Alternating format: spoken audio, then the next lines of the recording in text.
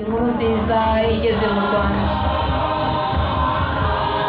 Delegasiyo zaturutse mu madiyoseze atandukanye, protokole ibafashe, murajya mwibwira protokole kugira ngo ibamenye, bityo biborohere kubahereza ibyicaro byateganyije.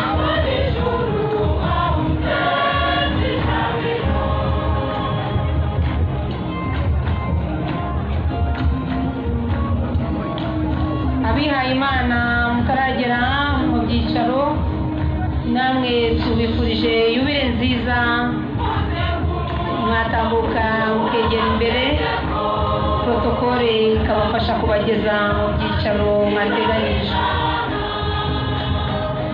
Abayobozi bo mu nzego bwite za leta, namwe abatarabona ibyicaro, mwakegera protokole ikabereka ibyicaro mwateganyirijwe.